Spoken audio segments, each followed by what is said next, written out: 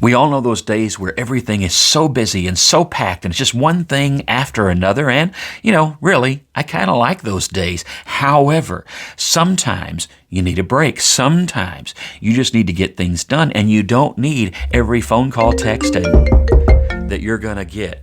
How do you handle those days? How did Jesus handle those? Sure, he didn't have phone calls and texts, but he had people at his door begging for his attention constantly.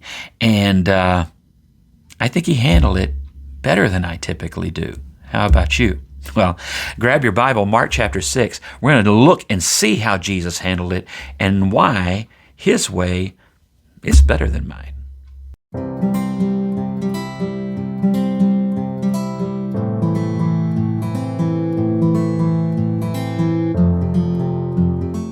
So in Mark chapter 6, starting in verse 30, we find Jesus and the disciples at a time in their ministry where they were exhausted. Okay, they were exhausted, it says, and they were hungry.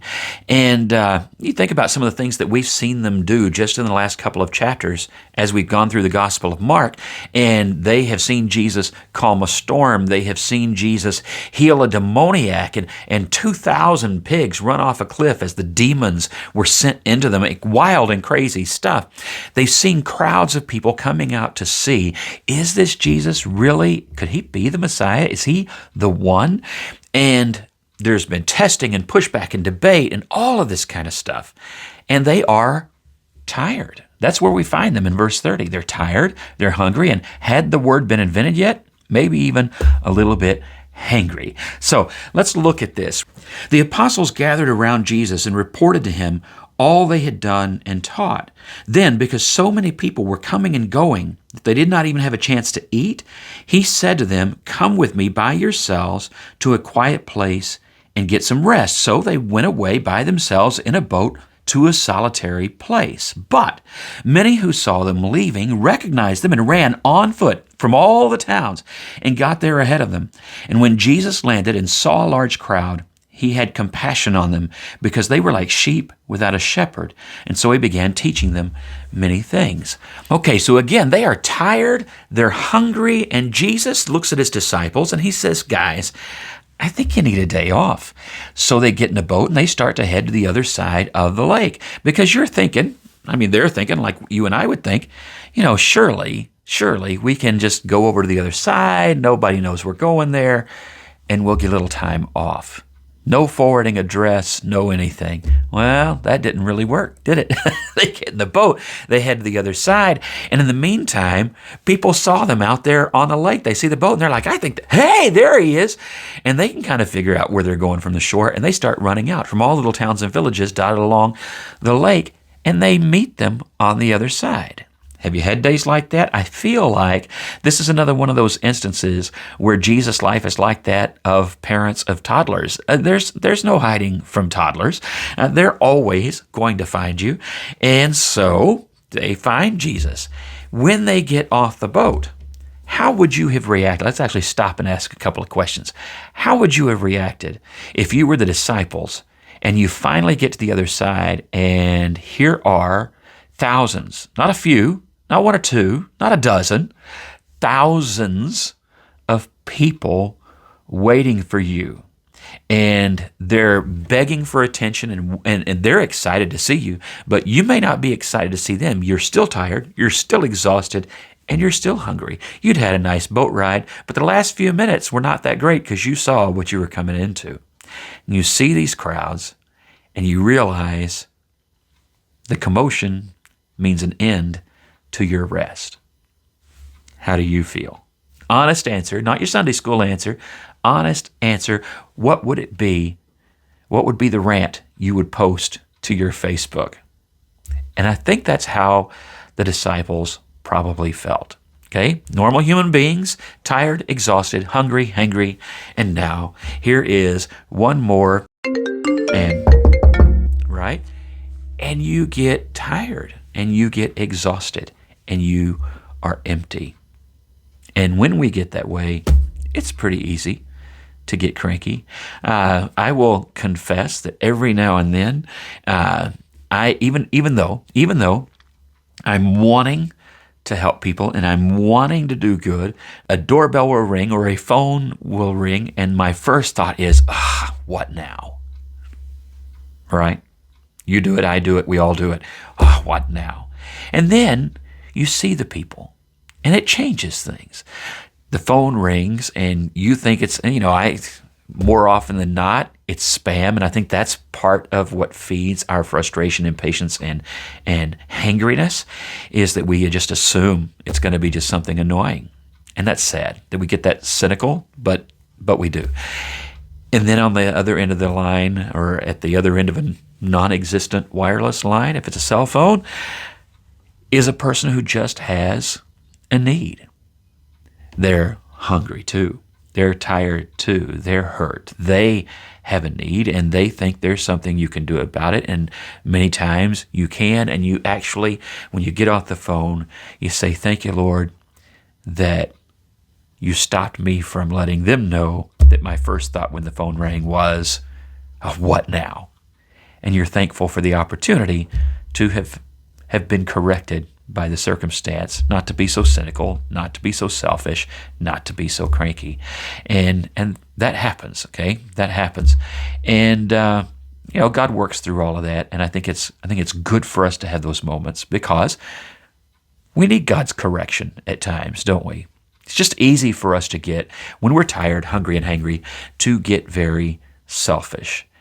And I think that's probably where the disciples were. I think that's what Jesus was trying to prevent and taking them to go and get some time. So, first thing Jesus teaches us is it's okay to take some time to, metaphorically speaking, or literally, go to the other side of the lake. Get in a boat, go away, go for a drive, get out of town, or, go home, leave the phone off the hook for a few minutes. Get some rest. Spend some time with God. Go on a prayer walk. Do something to rebuild, not just your energy store. Don't just go get a snack, though those things are necessary, but get replenished in your heart and in your spirit with some time with God. The prophet Elijah went through this after that famous encounter with the prophets of Baal, where he proves to them that their idol is just an empty trinket, a dead piece of metal, and that Jehovah God is real and powerful and the Lord of the universe. After all of that, he's exhausted and he's empty. And in 1 Kings 18, you have all of that victorious challenge at Mount Carmel. Right after that, you have Elijah feeling depleted, nervous about Ahab and Jezebel and some possible revenge, and just completely empty. And even though it's a moment of victory, you wouldn't know it by his attitude at all, because he's laid it all on the mat and he's got nothing more to give. And so what is God's prescription for Elijah in that moment? Eat, sleep, rest. Get up and pray about it. Eat, sleep, rest. Get up and pray about it. Eat, sleep, rest. Get up and pray about it, and get back to work. We need times of eat, sleep, pray about it. That was God's prescription for Elijah. And I think it's often the prescription for us, and it's what Jesus is trying to get the disciples to practice, but they get interrupted. So even when Jesus says, today you need the day off, you need to rest, and you need to replenish, there are times when you're still going to get interrupted. And how do we deal with that? Well, we just saw what Jesus' first reaction was. It says first that he looked at them and he saw that they were like sheep without a shepherd. They just looked lost. Nothing wrong with them. He's just saying that they clearly needed direction. They needed truth. They needed a spiritual guide. That's interesting, because when we would pull up to that shore, that might not be what we see at all. We may think they need to go find a new zip code. That's not what he saw. He saw the condition of their heart. And it says that he felt compassion on them and decided to take the opportunity to teach. And it says that he taught them many truths. He gave them spiritually first what they needed, the truth about God, the kingdom of God, and their place within it. We don't have the specifics of what he said, but we know that that's what he was teaching and preaching throughout this ministry and what he would have shared with them. And it says that was his heart. So different and so much better than some of my reactions and maybe yours at times like that. He saw them, he saw their need, and he took the opportunity to meet it. We're going to come back to that, but let's keep going in the text. So verse 35, by this time it was late in the day, and so his disciples came to him and said, this is a remote place, they said, and it's already very late. Send the people away so that they can go to the surrounding countryside and villages and buy themselves something to eat. But he answered, you give them something to eat. Let's stop right there for a second. So they look around and, again, tired, hungry, hangry, and whatever they are now after another full day, because this is now the end of the day, another full day of the very thing they needed to rest up from. And they say, Jesus, this really isn't the place for us to hang out. We don't have everything that we need or they need. Let's send them home. Don't you think now we could send them home? Let's resume that whole little vacation-y thing we were going to do. Let's send them home, and they can go get something to eat. And if it's too far for them to go home, they can stop over at the next town. It'll be fine. They got stuff there, but we don't have anything. And Jesus looks at them and says, let's make them dinner. That's not the answer you would have wanted, right? If you were not expecting to feed people and you don't have the supplies and you were tired, hungry, and hangry, your answer is not, well, let's do something about that. But aren't these the people that we really appreciate the most in life? The ones that when they see a need, their answer is not, well, that's too bad. That's a shame. I'm a big fan of Seinfeld. I've seen every episode there is, including the ones that I probably wouldn't care to watch again. Some really great episodes in there. And the very last episode of Seinfeld ever was actually kind of considered a little bit of a dud. And one of the things about that episode was that it all centered around their lack of compassion for other people.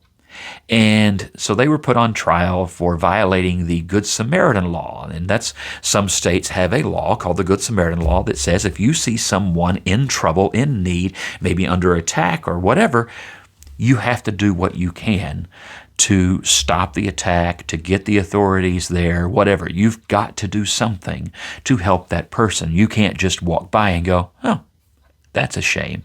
But that's what they did in the episode, and they were convicted of it. So the last episode of Seinfeld ever, they're sitting in jail for a lack of compassion.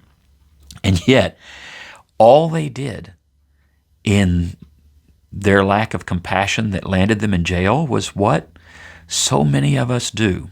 By so many, I mean all. Even the best of us have the moments where we get lazy, tired. I don't think the disciples are overall lazy, but tired and disinterested, maybe burned out, maybe just our cup is completely depleted, and we just say, you know what? Somebody else can handle it. That's a shame. And we just keep walking. That may have been the disciples in this moment, and by may have been, I mean it was, and that may have been us in some moments, and I really mean was and has been, but it wasn't Jesus. And that impresses me about him, because Jesus is, at this point, a human being. He was getting tired. He was getting hungry. He needed rest. He needed times of solitude. He needed times of prayer and refilling his own spiritual strength, because he was, while the Son of God, still also a human being, just as we are, tempted in every way just as we are, which means tempted to say, that's somebody else's problem, not my circus, not my monkeys. And yet he didn't say any of that. He saw their need and he taught them. And then he sees their secondary need and he decides, let's give them something to eat. This is something very, very important, and if you know me well, you know that I'm going to hit this point. I have to. And that is this. With Jesus, he never sees that he doesn't act. Compassion with Jesus is not just a feeling We tend to make compassion sometimes nothing more than, oh, that's a shame. And we want credit for that. We see a need, and so we get out our keyboard or clickety-click on our phone, and we say, oh, I just saw this. Wasn't that terrible? Thoughts and prayers. Well, we need to keep people in our thoughts. We need to keep people in our prayers. That's not nothing, okay? Asking the God of heaven to move on somebody else's behalf is not nothing. But sometimes God's answer to those prayers, His solution to those thoughts, is for us, you and me, to get off our duff and do something about it. And that's the case right here. And when Jesus, look at it, not just this circumstances all throughout His life and ministry, when Jesus sees and His heart goes out with compassion, He does something about it every time. Even times where He said, well, this isn't the right time, He ends up doing something about it anyway. Very first miracle that we know about, water to wine, was just such a circumstance as that. A lady who was a Syrophoenician woman who comes to Him and says, could you heal my daughter? She's dying. And He says, well, it's not really the right time. I'm supposed to go first to the Jews and then to the Gentiles like you. And she says, yeah, but even the dog gets the scraps. Throw me a bone, Jesus. And He's so impressed with her, He does exactly that. So even though it wasn't the right time, technically, that time from a theological standpoint, from a timing standpoint at the wedding in Cana, and then over and over again, Jesus would say, but yes. So times where we're tired, times where we're hungry, times where we need to be replenished, we need to take times to rest and to replenish and let God restore our ability to serve Him well. It's biblical, it's right, and we need to take care of ourselves. But it should never be an excuse to turn compassion into the nothingness of just a feeling felt and a thought expressed and nothing done. That's not who Jesus is, and it's not who He calls His disciples to be, as these disciples learned. So He says to them, let's go further, give them something to eat. And they said to Him, that would take more than half a year's wages. Are we to go and spend that much on bread and give it to them to eat? How many loaves do you have? He asked. Go and see. And when they found out, they said 5 and 2 fish. And then Jesus directed them to have all the people sit down in groups on the green grass. And so they sat down in groups of hundreds and 50s, taking 5 loaves and the 2 fish, and looking up to heaven, He gave thanks and broke the loaves. And then He gave them to the disciples to distribute to the people. He also divided the 2 fish among them all, and they all ate and were satisfied. And the disciples picked up 12 basketfuls of broken pieces of bread and fish. The number of men who had eaten was 5,000. Quick little reminder, the number of men who had eaten was 5,000. Jesus didn't feed 5,000 people that day. Jesus fed 5,000 men, because that's who they counted, plus the women, plus the children. And we don't actually know what that would total. It easily could have been 10, 15, who knows? But at least a bare minimum of 5,000 plus wives and children, however many of those had tagged along. There was at least one child, wasn't there? Because we know from the other accounts of this story that they got the 5 loaves and the 2 fish from a little boy who'd brought his lunch. They got a little boy's lunch. These are not big fish. They're more like, canned herring, things like that, which, is a great lunch, but it ain't feeding up 5,000 men plus their families. And yet, so remember, and this is the obvious lesson, the whole miracle thing proves that Jesus is the Lord of creation, that He can create something from nothing, just as He did in the creation of the world. And you might say, well, God created the world. What do you mean He did? Yes, Colossians chapter 1 says that God created the world and chose to do it through Jesus, and that nothing has been made that wasn't made through Jesus Christ. We read that in Colossians 1. We read that in the Gospel of John chapter 1.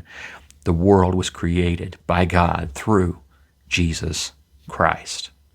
So, This is one of those little proofs, this miracle, that there's something about this man, because a person can't do this. Even a prophet of God would be something, but this guy's something more.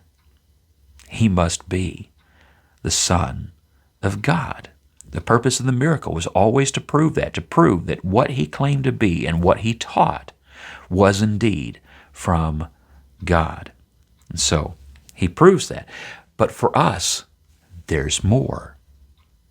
This lesson of Jesus' heart for people is the one that we will encounter far more often than the miraculous. Not to put that down, but just to say, day after day after day, the true miracle may be turning selfish people into compassionate, generous people who, even when they're at the end of their rope, when they are tired, worn out, and exhausted, say, God, can you help me provide?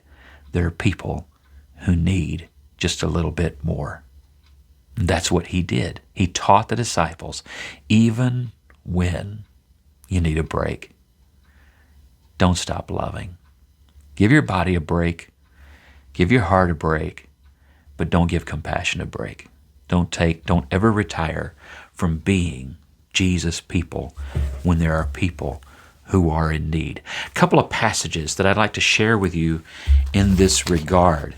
The first is 1 John chapter 3, verses 16 to 18. Here, the Apostle John says, "This is how we know what love is.